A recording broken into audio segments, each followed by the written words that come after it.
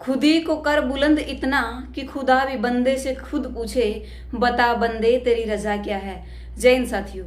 आज मैं अपने पहले ही बता दूं कि अगर मैंने डराओगे तो मैं डरूंगी नहीं, अगर मैंने डांटने की कोशिश करोगे तो मैं डटूंगी नहीं। जिद जिद मेरा विरोध होया है, हमेशा मेरी ताकत दुगनी हुई है, हमेशा मेरा हौसला दुगना होया है। क्योंकि वो क्या करे है नहीं, अगर आपका विरोध आड़े आपके आगे आवे हैं, विरोध करनी आगे आवे हैं, तो सीधी सी बात है, मान लिया करो कि तामी तरक्की करण लाग रहे हो और विरोध करनी तारत है हमेशा 2 कदम पाछे के हैं। पहली बात।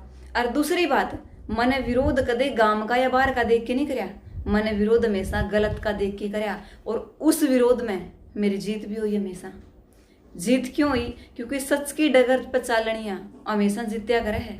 उसने थोड़ी सी देर सवेर जरूर हो जा करे है, लेकिन हमेशा सच थोड़ा सा बाधित हो सकता है, थोड़ा सा देरी से सामने आ सकता है, लेकिन कभी भी पराजित नहीं हो सकता।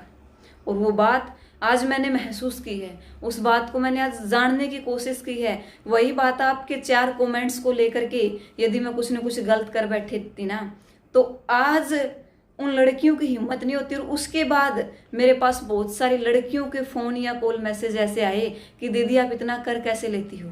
हमारे साथ भी बार बार ये होता है, लेकिन हम क्या करते हैं, मतलब लोगों को ब्लैकमेलिंग का रास्ता टो रखा है। ये कमेंट करना, उस कमेंट के ऊपर यदि मैं अगर उसको तभी बोल देती ना मैसेज करके कि तूने ये कमेंट गलत किया तो इसको डिलीट कर, यकीन मानिए वो मेरे को भी ब्लैकमेल करना शुरू कर देता। और ब्लैकमेल करना शुरू करता जो उनसे करता, उसके बाद वो कुछ ना कुछ एक नया हथकंडा अपनाता मुझे अपनी तरफ करने का।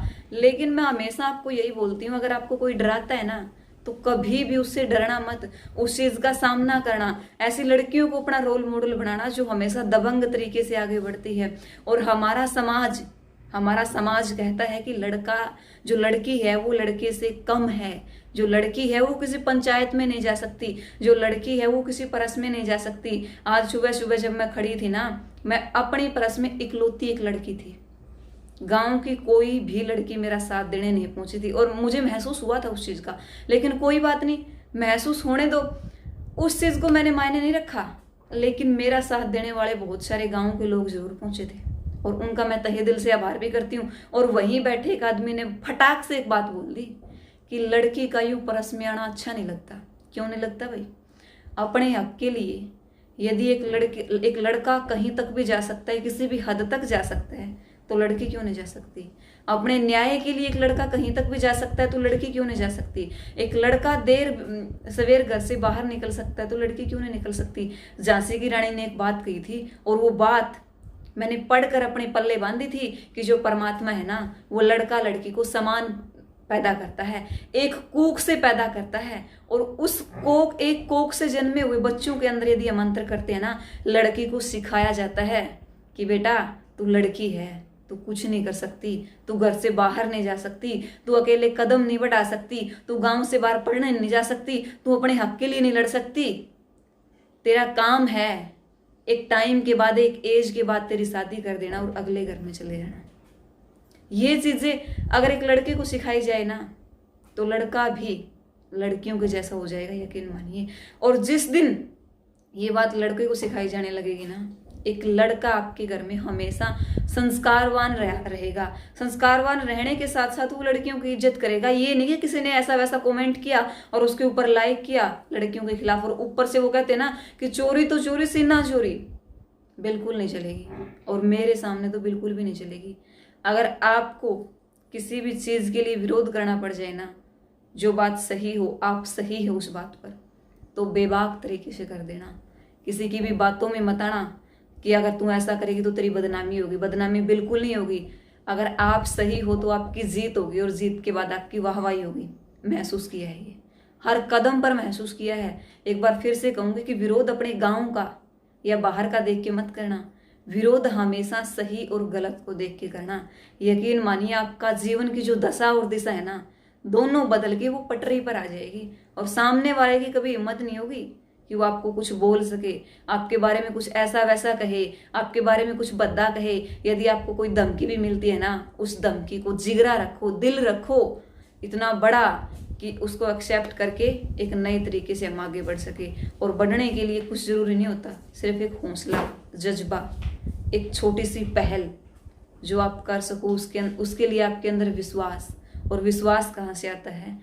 ऐसे अपने फ्रीडम फाइटर बहुत सारी महिलाएं होती हैं, उनको पढ़ो आप, चाहे वो झांसी की रानी क्यों ना हो, चाहे वो अहिल्याबाई क्यों ना हो, चाहे वो सावित्रीबाई फूले क्यों ना हो, चाहे कोई भी हो, उनको पढ़ो और पढ़ करके ये देखो कि उन्होंने अपना जीवन कैसे सिचुएशंस में बिताया है, उनका कितना विरोध हुआ था। अगर आप ये पढ़ लोगे ना तो आपको ये चीज महसूस होगा कि हमें तो जो सुविधाएं दी जा रही है ना, मतलब उनका जीवन तो एक नरक था, उन्होंने नरक को स्वर्ग बनाया है और आपका जीवन स्वर्ग है। आप खुद इसको नरक बनाने पर तुले हुए हैं आपकी संकुचित सोच के कारण कि लड़की है, हम आगे बढ़ नहीं सकते, लड़की है, हम आगे कुछ कर नहीं सकते। तो यही एक सोच लड़कियों को पीछे करने का काम करती है। यही एक सोच लड़कों को प्रेरित करती है कि वो लड़कियों के बारे में कुछ भी बोल सके। यही एक सोच गांव वालों को, बाहर वालों को ये सोचने के लिए प्रेरित करती है कि लड़कियां बस घर में रहने के लिए बनी है, लड़कियां बस शादी करके बच्चे पैदा करने के लिए बनी है, लड़कियां घर का चूल्हा चौका करने के लिए बनी है। यही एक सोच हमें लेकर के डूबती है और यही एक सोच हम लड़कियों को पीछे करती है। यकीन मानिए ये सोच जिस दिन हमारी बदलेगी ना, उस दिन एक नए गांव का, एक नए शहर का, एक नए प्रदेश का और एक नए देश का विकास होगा, एक नए देश का निर्माण होगा। मेरे को भी एक भाई साहब ने बहुत अच्छी सी बात बोली थी कि हमारा जो समाज है ना, पुरुष प्रधान समाज है, ये हमेशा यही चाहेगा कि एक लड़की पंचायत घर तक कभी ना पहुंचे। उसका काम है इतना बड़ा घूंघट तान के ससुराल में बैठ जाना, उसका काम है 2 टाइम की रोटी बना के, अगर भाई पानी का गिलास भी मांगता है ना तो मतलब झट से उठेगी और उसको पानी का गिलास देगी। मानते हैं वो हमारे संस्कार है, लेकिन वो हमारी मजबूरी नहीं है। अगर हम चाहे ना उस चीज से भी मना कर सकते हैं। और ये बात मैंने अपने एक साक्षात्कार में ही बोली थी। किसी ने मुझसे पूछा था कि आपकी फेसबुक पर एक कमेंट था, यदि रिमन सरपंच बन जाए तो बहुत अच्छा होगा। मैंने उसको हमेशा एक ही बात बोली थी, जब तक हमारे भाई हैं, जब तक हमारे दादा ताऊ काका कोई भी है, उनके अंदर ये चीज अगर रहती है तब तक इस चीज के लिए मैं कभी भी हाँ नहीं कर सकती। और वहां भी मैंने यही बात बोली थी, ये मेरे संस्कार है, मेरी मजबूरी नहीं है, भगवान की करनी हुई और कोई ऐसा मौका मेरे गांव ने हमें दिया, हमारे गांव ने हमें दिया, तो बिल्कुल हाँ संस्कृत उसको स्वीकार करेंगे। और स्वीकारता के पीछे बस एक ही कारण है, लोगों के मन से ये मिटाना कि एक लड़का या लड़की, एक लड़की या एक बहू जब सरपंच बनेगी तो उसके साथ प्रतिनिधि पंचायत में जाएगा। एक बहू या लड़की जब सरपंच बनेगी वो घर में बैठेगी, सरपंच उसका भाई या बाप, ससुर या फिर उसका पति करेगा। इसी सोच को लोगों के मन से मिटाना है। और यकीन मानिए आपके गांव से जब कोई ऐसी लड़की निकलती है ना, आपके घर की लड़की को प्रेरणा मिलती है, आपको प्रेरणा मिलती है। आप भी ये सोचते हैं कि काश हम अपनी लड़की को ऐसे संस्कार देते, काश हम अपनी लड़की को आगे बढ़ाने की और पढ़ाने की कोशिश करते।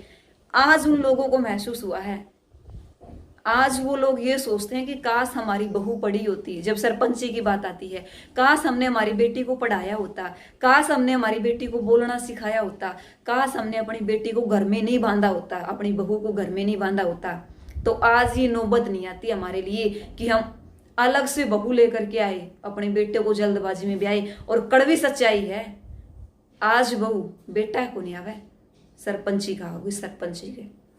अपने गांव में महसूस करके देखियो, अपने घर में महसूस करके देखियो कि आज जो बहू आओगी नहीं इन 6-7 महीने के अंदर, वह बेटा को नहीं आवे, ना उनके कभी विचार मैच करें, वह टोटली एक सरपंची का होगी। और वो सरपंची तो 5 साल की हो है, आपके बालक का, आपके बेटे का पूरी उम्र का जो भविष्य है ना, जो फ्यूचर है, वो हमेशा दाव पर लग जाएगा।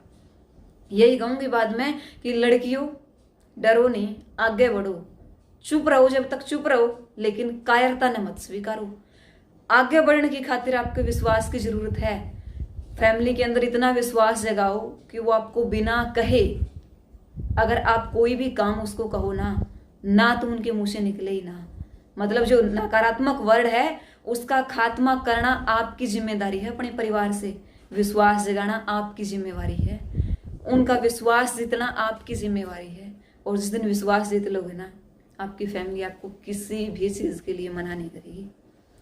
आशा करती हूँ आपको ये बातें समझ में आई होगी। मैंने तो महसूस किया, आपको बोला। और इसी के साथ अपने विचारों को मैं थोड़ा सा यहीं विराम देती हूँ। आगे नई वीडियो में हम नई बातें लेकर के आएंगे। तब तक आप सुनते रहिए, अपना साथ देते रहिए, कमेंट्स के माध्यम से अपनी प्रतिक्रिया हम तक पहुँचाते रहिए और ऐसी ऐसी वीडियो को पाने के लिए चैनल को सब्सक्राइब कर दीजिए। जय हिंद, जय भारत।